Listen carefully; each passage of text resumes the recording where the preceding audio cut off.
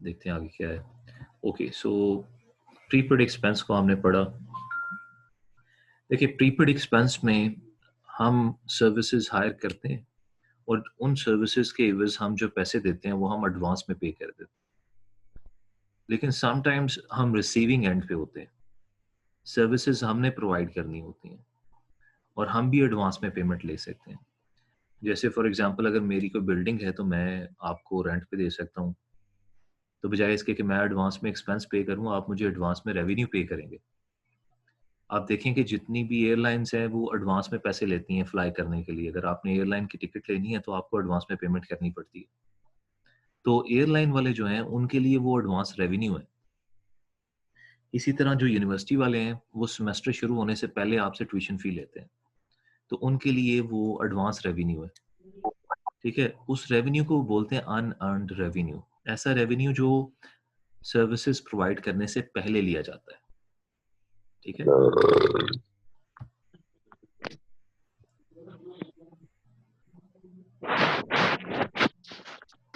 जब हम सर्विसेज बाद में प्रोवाइड करते हैं और एडवांस में उसका रेवेन्यू लेते हैं, तो that is what we call unearned revenue. Unearned revenue से मुराद ये है कि ऐसा रेवेन्यू जो कि हमने अभी अर्न नहीं किया, जो भी हमने कमाया नहीं है, वो ऐसा रेवेन्यू है जो कि हमने अभी कमाया नहीं है। सो अनअर्न्ड रेवेन्यू जो है उसकी भी जनरल एंट्रीज पास की जाती हैं। ठीक है, वो जनरल एंट्रीज कैसे पास होती हैं, let's talk about them. So Phoenix Consulting received advance payment for 3 month rent। तो कैश को डेबिट करेंगे क्योंकि कैश आप रिसीव करते हैं। जब आप एडवांस पेमेंट रिसीव करते हैं तो फिर उस एडवांस पेमेंट को आप रिसीव करते हैं तो कैश को डेबिट करते हैं। और क्रेडिट किसे करते हैं? Unearned revenue. तो अनअर्न्ड रेवेन्यू हमारी लायबिलिटी होती है। वो पैसे जो हम सर्विसेज प्रोवाइड करने से पहले एडवांस में रिसीव करते हैं उन्हें हम अनअर्न्ड रेवेन्यू बोलते हैं। तो अगर रेंट रिसीव कर रहे हैं तो हम लिखेंगे अनअर्न्ड रेंट रेवेन्यू। अगर हम कोई कमीशन रिसीव कर रहे हैं तो हम लिखेंगे अनअर्न्ड कमीशन रेवेन्यू। लेकिन ये वो पैसे हैं जो कि हमने एडवांस में रिसीव किए हैं और इनकी सर्विसेज हम बाद में प्रोवाइड करेंगे। तो हम एक लायबिलिटी क्रिएट कर लेते हैं जिसमें हम लिख लेते हैं कि इतना कैश रिसीव हुआ था और ये लायबिलिटी है हमारी, इसके अगेंस्ट हमें सर्विसेज प्रोवाइड करनी है। तो कैश डेबिट होता है और अनअर्न्ड रेवेन्यू क्रेडिट होता है। अब रेंट था तो रेंट 1 महीने के बाद आपको पता है फिर उसकी एडजस्टमेंट होती है। तो एडजस्टमेंट एंट्री देखें क्या होगी। वो जो हमारी लायबिलिटी थी 24,000 की जो हमने रेंट लिया था वो कम हो जाएगी। कितनी कम होगी? 8,000 से कम होगी। और जब लायबिलिटी कम होती है तो उसको हम डेबिट करते हैं। तो अनअर्न्ड रेंट रेवेन्यू को हम डेबिट करेंगे 8,000 से। क्रेडिट किसे करेंगे? रेंट रेवेन्यू को, क्योंकि रेंट रेवेन्यू हमारा रेवेन्यू है। ये हमने वो सर्विसेज प्रोवाइड की हैं, बिल्डिंग प्रोवाइड की है जिसका हमने रेंट कमाना है। अब क्योंकि जनवरी का महीना गुजर चुका है तो ये जो 8,000 है ये हमने कमा लिए, इसलिए हम इसको रेंट रेवेन्यू में क्रेडिट कर रहे हैं। तो अनअर्न्ड रेवेन्यू इस हवाले से ईजी है। तो यहाँ पे मैं कंपैरिजन कर देता हूँ कि प्रीपेड एक्सपेंस और अनअर्न्ड रेवेन्यू में जो कंपैरिजन है। प्रीपेड एक्सपेंस में हमने सर्विसेज एक्वायर करनी होती है तो हमने एक्सपेंस करना होता है, लेकिन हम एडवांस में पेमेंट करते हैं। ऑन द अदर हैंड उसके ऑपोजिट अनअर्न्ड रेवेन्यू में हमने सर्विसेज प्रोवाइड करनी होती हैं और उस सर्विसेज के अगेंस्ट पैसे लेने होते हैं जो कि हम एडवांस में ले लेते हैं, तो उसे हम अनअर्न्ड रेवेन्यू कहते हैं। ठीक है, वंस मोर कि अगर हम एडवांस में पेमेंट करते हैं तो उसे हम बोलते हैं प्रीपेड एक्सपेंस, और अगर हम एडवांस में पेमेंट ले लेते हैं तो उसे हम बोलते हैं अनअर्न्ड रेवेन्यू। ठीक है, तो I am gonna open your mics and you gonna answer my questions now. थोड़ा सा इंटरेक्टिव बनाते हैं जी। बताएं कि अगर हम एडवांस में पेमेंट करते हैं तो उसे क्या बोलते हैं? Prepaid expense sir. Prepaid expense. Okay, तो अगर हम एडवांस में Prepaid पेमेंट expense. रिसीव करते हैं तो फिर unearned revenue. Unearned credit expense revenue. Unearned revenue बोलेंगे, अनअर्न्ड रेवेन्यू एक्सपेंस नहीं बोलेंगे, अनअर्न्ड रेवेन्यू। सो इनकी जो अकाउंटिंग है, जर्नल एंट्रीज, वो दो जर्नल एंट्रीज होती हैं। ठीक है, अनअर्न्ड रेवेन्यू हो या फिर प्रीपेड एक्सपेंस हो, दोनों की दो जर्नल एंट्रीज पास होती हैं। कौन कौन सी?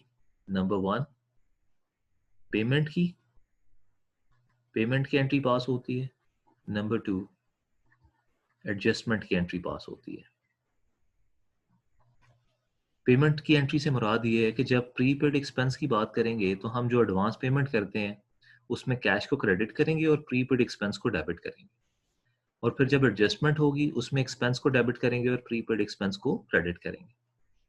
अब यही दो एंट्रीज जब अनअर्न्ड रेवेन्यू में हम पास करते हैं, तो जब एडवांस में हम पेमेंट रिसीव करते हैं तो हम कैश डेबिट करते हैं और अनअर्न्ड रेवेन्यू क्रेडिट करते हैं, और जब हम एडजस्टमेंट करते हैं उसमें हम अनअर्न्ड रेवेन्यू को डेबिट करते हैं और रेवेन्यू को क्रेडिट करते हैं। जो भी रेवेन्यू हो, रेंट रेवेन्यू हो, सर्विस रेवेन्यू हो, कमीशन रेवेन्यू हो, वो कोई भी रेवेन्यू हो सकता है। तो ये एंट्रीज जो हैं ये आपने माइंड में रखनी है, और आपने देखना है कि इन एंट्रीज का इम्पैक्ट क्या होता है उनके टी अकाउंट्स पे। जो भी जनरल एंट्रीज होती हैं उनका कोई ना कोई इम्पैक्ट आपके टी अकाउंट पे जरूर होता है, और टी अकाउंट का जो बैलेंस होता है वो जाता है ट्रायल बैलेंस में। तो ये सारा कनेक्शन याद रखना है आपने कि जर्नल एंट्री जब भी पास होगी उसका इम्पैक्ट टी अकाउंट्स पे जरूर आएगा, और वो वहाँ पे जो इम्पैक्ट आएगा टी अकाउंट में, वहाँ पे जो बैलेंस में कमी जाती होगी वो कहाँ जाएगी, ट्रायल बैलेंस में।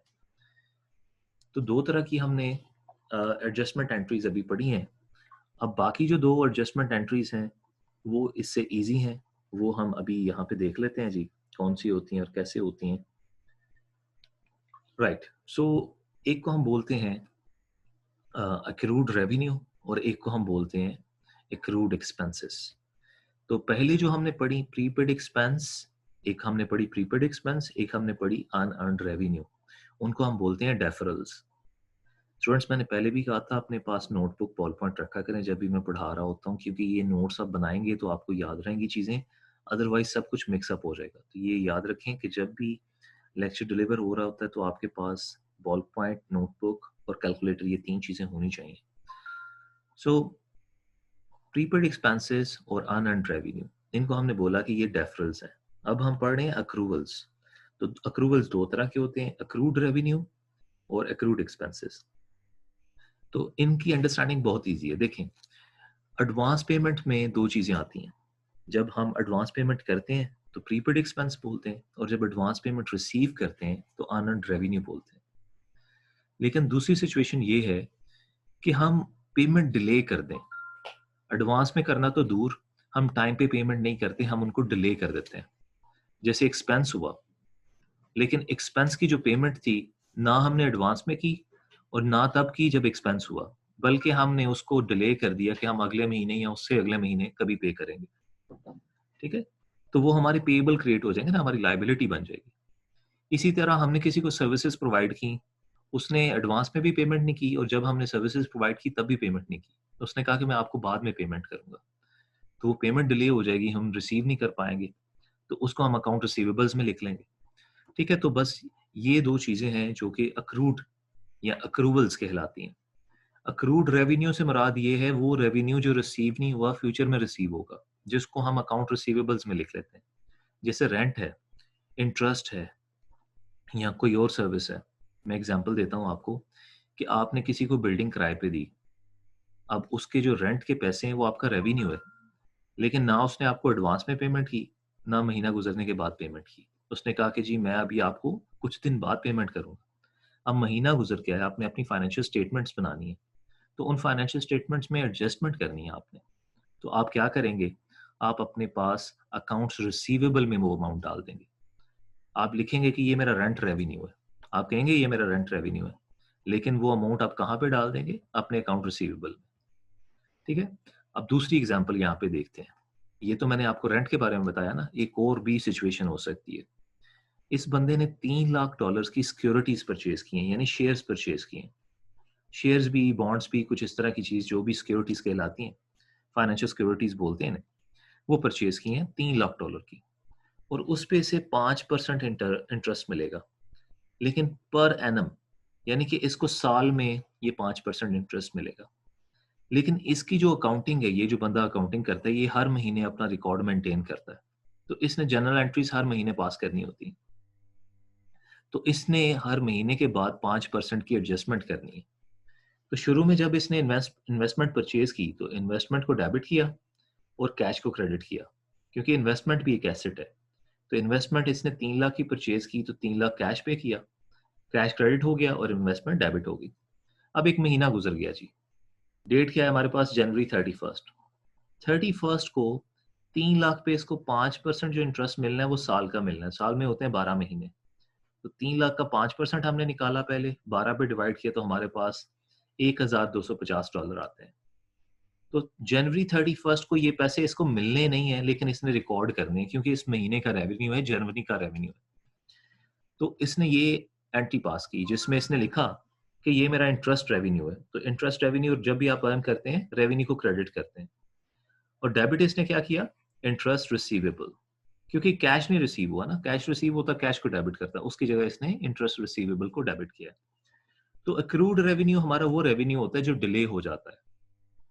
अब वो हम रिसीव नहीं करते, इसलिए हम उसको रिकॉर्ड करने के लिए रेवेन्यू को क्रेडिट कर देते हैं, उसके साथ अकाउंट रिसीवेबल को हम डेबिट कर देते हैं। ठीक है, तो यहाँ पे उसने इंटरेस्ट रिसीवेबल को डेबिट कर दिए और इंटरेस्ट रेवेन्यू को क्रेडिट कर दिए। इंटरेस्ट रेवेन्यू वैसे ही है जैसे सर्विस रेवेन्यू होता है। यहाँ पे क्योंकि सर्विसेज नहीं प्रोवाइड कर रहे बल्कि हमने एक इन्वेस्टमेंट की है, उस पर इंटरेस्ट मिल रहा है, तो हमने इंटरेस्ट रेवेन्यू का नाम दे दिया।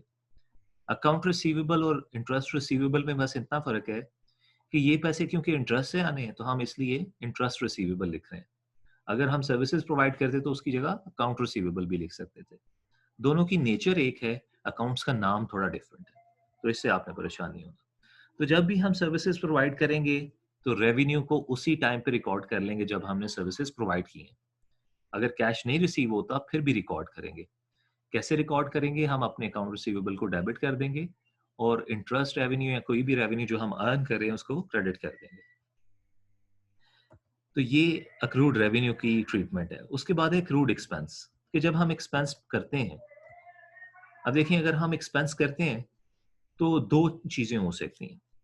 नंबर वन, कि एक तो हम एक्सपेंस के कैश को पे करते हैं, जो एक्सपेंस हुआ है, फॉर एग्जांपल हमने कोई बिल्डिंग रेंट पे ली हुई थी तो टाइम पे रेंट दे दें तो वो हम कैश क्रेडिट कर देंगे और एक्सपेंस को डेबिट कर देंगे। लेकिन अगर हम एक्सपेंस करते हैं और टाइम पे पेमेंट नहीं करते तो फिर हमारी एक लाइबिलिटी बन जाती है। हम एक्सपेंस को डेबिट करेंगे और लाइबिलिटी को क्रेडिट करेंगे। अब इसकी एक और एग्जांपल इंटरेस्ट की फॉर्म में देखते हैं कि यहाँ पे हमने एक लोन लिया है, तो जब हम लोन लेते हैं तो लोन पे इंटरेस्ट पे करना पड़ता है। अब यहाँ पे हमने लोन कितने पैसों का लिया है, 2 लाख का। तो हमें 2 लाख का कैश मिला है क्योंकि हमने ये लोन लिया है कैश लोन, तो 2 लाख हमें डॉलर्स मिल गए हैं। लेकिन एक शर्त के साथ मिले हैं कि उस पे हमें 9% पर ईयर भी देना है, इंटरेस्ट देना है 9% पर ईयर। तो हमने नोट्स पेबल बना लिए हैं जी कि हमने ये 2 लाख वापस करने हैं। लेकिन सिर्फ 2 लाख ही वापस नहीं करनी, हमने इसके साथ इंटरेस्ट भी वापस करना है।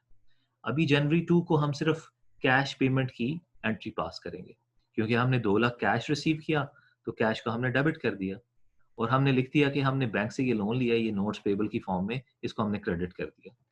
अब महीना गुजरने के बाद जनवरी 31st को हमने ये रिकॉर्ड करना है कि 2 लाख पे 9% जो इंटरेस्ट पड़ा है उसका एक महीने की अमाउंट कितनी है। तो साल में 12 महीने होते हैं, 12 पे डिवाइड करेंगे तो 1500 आएगा। तो अब हमने इसकी एडजस्टमेंट की एंट्री पास करनी है। ये 1500 क्या है, ये इंटरेस्ट एक्सपेंस है, ये अभी हम पे नहीं कर रहे, लेकिन फिर भी रिकॉर्ड हमने करना है क्योंकि ये इस महीने का एक्सपेंस है। तो इंटरेस्ट एक्सपेंस को हम डेबिट करेंगे 1500 से और इंटरेस्ट पेबल एक लाइबिलिटी को क्रेडिट करेंगे उतनी ही अमाउंट से, 1500 से। राइट, सो ये एंट्री हम पास करेंगे। यहाँ पे हमने एक्सपेंस किया लेकिन एक्सपेंस की कैश पेमेंट नहीं की, इसलिए हमने उसकी जगह लाइबिलिटी क्रिएट कर दी। जब भी एक्सपेंस होता है हम डेबिट करते हैं, तो इंटरेस्ट एक्सपेंस डेबिट होगा और इंटरेस्ट पेबल जो कि एक लाइबिलिटी है वो क्रेडिट होगी। तो ये 4 एडजस्टमेंट एंट्रीज हैं जो कि आप पास करते हैं। मैं इनकी नाम लिखता हूँ दोबारा से ताकि आपको पता चल जाए कि हमने क्या एडजस्टमेंट एंट्रीज पढ़ी हैं। हमने 2 डेफरल्स पढ़ी हैं। डेफरल्स में नंबर 1 हमने पढ़ा प्रीपेड एक्सपेंस, नंबर 2 हमने पढ़ा अनअर्न्ड रेवेन्यू, फिर हमने अक्रूवल्स पढ़ी। अक्रूवल्स में हमने अगेन 2 एडजस्टमेंट्स पढ़ी हैं, accrued revenue and number 2 accrued expenses। Okay, so दो अक्रूवल की एंट्रीज हैं एडजस्टमेंट, दो डेफरल की एंट्रीज हैं एडजस्टमेंट। आपने अगेन हर एडजस्टमेंट एंट्री के लिए ख्याल रखना है कि पेमेंट की एंट्री क्या है और एडजस्टमेंट की एंट्री क्या है। पेमेंट की एंट्री शुरू वाली डेट्स में होती है और एडजस्टमेंट की एंट्री हमेशा लास्ट डेट पे होती है, मंथ की लास्ट डेट पे एडजस्टमेंट की एंट्री होती है। ठीक है, अभी तक जो हमने पढ़ा है उसमें अगर कोई क्वेश्चन है तो मैं आपके माइक ओपन करता हूँ, आप पूछ सकते हैं। जी स्टूडेंट्स, कोई क्वेश्चन है तो आप पूछ सकते हैं। No questions? सर है क्वेश्चन है बोले बोले पूछें। सर। सर ये मुझे अन रेवेन्यू में और अक्रूड रेवेन्यू में सर कंफ्यूजन है, सर इसके बारे में। बच्चे देखो, अक्रूड रेवेन्यू मतलब ये कि आपने रेवेन्यू रिसीव करना है। अक्रूड रेवेन्यू में मतलब आपने रेवेन्यू एडवांस में रिसीव कर लिया, पहले पैसे रिसीव कर लिए, सर्विसेज बाद में प्रोवाइड करोगे। अनअर्न्ड रेवेन्यू में, ये अनअर्न्ड रेवेन्यू का बता रहा हूं मैं। ठीक है, यहां पे मैं लिख देता हूं unearned revenue. Advance payment, number one, advance payment received, कि आपने जो पेमेंट रिसीव की है वो एडवांस में की है। नंबर टू, सर्विसेज प्रोवाइडेड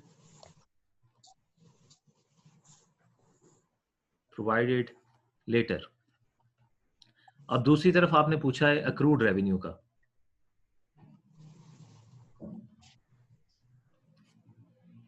तो अक्रूड रेवेन्यू में आप पहले सर्विसेज प्रोवाइड करते हो, services provided in advance.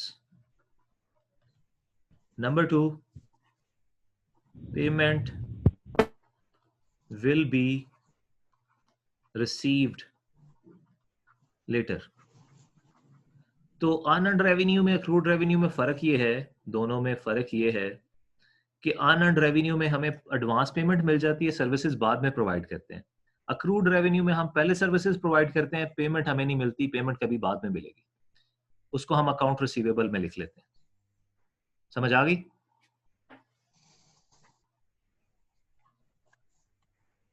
Yes sir. Okay, सो ये जो एंट्रीज हैं इनका जो इम्पैक्ट होता है वो ये होता है कि हमारा जो ट्रायल बैलेंस बाद में बनता है, उस ट्रायल बैलेंस में हमारे पास एडजस्टमेंट के अकाउंट्स भी आ सकते हैं। तो आप देखें कि जो हमने चैप्टर के शुरू में ट्रायल बैलेंस देखा था वो बहुत छोटा था, शॉर्ट था, उसमें एडजस्टमेंट के अकाउंट्स नहीं थे। फॉर एग्जांपल, उसमें एक्यूमुलेटेड डेप्रिसिएशन का अकाउंट नहीं था, उसमें अकाउंट्स पेबल का अकाउंट नहीं था, उसमें आप देखिएगा प्री पेड इंश्योरेंस का अकाउंट नहीं था। ठीक है, तो उसमें अनअर्न्ड रेवेन्यू का अकाउंट नहीं था। तो ये एडजस्टमेंट के अकाउंट्स हैं जो कि ऐड हुए हैं, उसमें interest expense, depreciation expense, insurance expense, ये अकाउंट्स नहीं थे। तो जो हमारा अनएडजस्टेड ट्रायल बैलेंस होता है वो कन्वर्ट हो जाता है एडजस्टेड ट्रायल बैलेंस में, क्योंकि उसमें ये अकाउंट भी ऐड हो जाते हैं। ये अकाउंट आप पूछेंगे सर आए कहाँ से, ये अकाउंट्स हमें कैसे पता चलेगा कहाँ से आए? देखिए, हम हर एडजस्टमेंट एंट्री के साथ टी अकाउंट्स बना रहे हैं ना, तो इन टी अकाउंट्स के बैलेंसेस हम ट्रांसफर करते हैं एडजस्टेड ट्रायल बैलेंस में। ठीक है, तो जब एडजस्टेड ट्रायल बैलेंस बन जाता है तो उससे हम बनाते हैं income statement. Again income statement आपने पढ़ी हुई है, पहले चैप्टर में पढ़ाई थी। रेवेन्यूज पहले लिखते हैं, टोटल करते हैं रेवेन्यूज का, फिर एक्सपेंसेस लिखते हैं, टोटल करते हैं एक्सपेंसेस का। टोटल रेवेन्यू में से एक्सपेंसेस को माइनस कर देते हैं, तो हमारे पास नेट इनकम बच जाती है। ठीक है, तो ये जो हमारे पास रेवेन्यूज आए हैं, एक्सपेंसेस आए हैं, कहाँ से आए हैं? ये एडजस्टेड ट्रायल बैलेंस से आए हैं। फॉर एग्जाम्पल, सबसे पहले लिखा हुआ है सेल्स, तो सेल्स की अमाउंट कहाँ से आई? यहाँ से आई। फिर लिखा हुआ है इंटरेस्ट रेवेन्यू, तो कहाँ से आया? यहाँ पे इंटरेस्ट रेवेन्यू गिवन है। फिर लिखा हुआ रेंट रेवेन्यू, कहाँ से आया? यहाँ से आया, रेंट रेवेन्यू लिखा हुआ है। इसी तरह जो एक्सपेंसेस हैं वो भी आपके यहीं से आए। तो हमने रेवेन्यूज और एक्सपेंसेस को कंपेयर किया इनकम स्टेटमेंट में। इनकम स्टेटमेंट में सिर्फ दो चीजें होती हैं, रेवेन्यूज और expenses.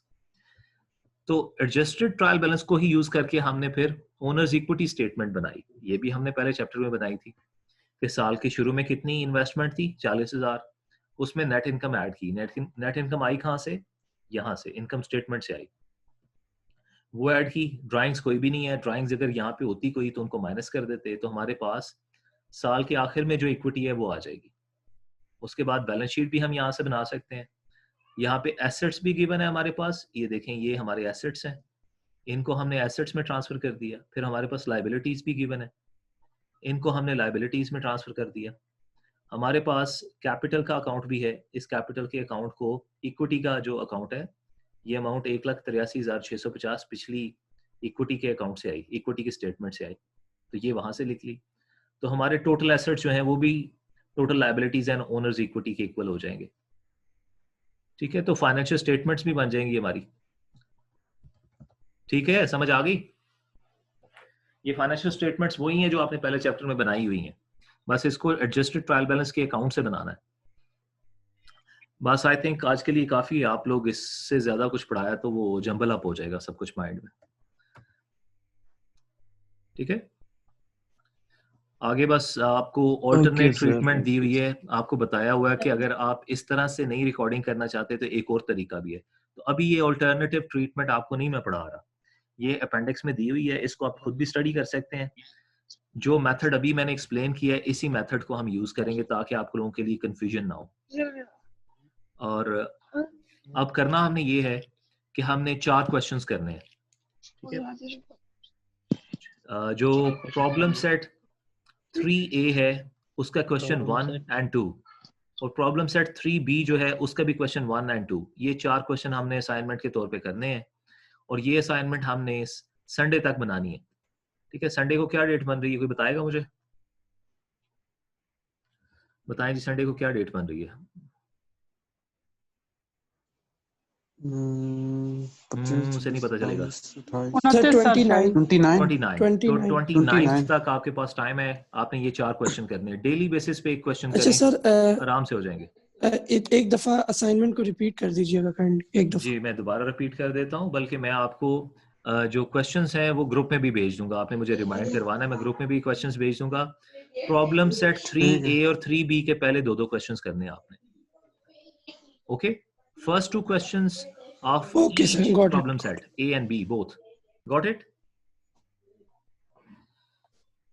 Got it, sir. All right, guys. Thank you very much for joining us today. इंशाल्लाह बात होगी। अल्लाह हाफिज। कोई क्वेश्चन हुआ तो आप ग्रुप में मैंने पहले भी एक चीज अनाउंस की है, आज भी अनाउंस करूंगा। लिसन बाद में अल्लाह हाफिज करना। चैप्टर जरूर रीड आउट करना है, रीडिंग नहीं करोगे तो समझ नहीं आएगी, अगर रीडिंग करोगे तो ये चीजें आपको हमेशा याद रहेंगी। तो जो चैप्टर में सेंड करूंगा वो रीड आउट जरूर करना है। Okay, thank you, Allah Hafiz.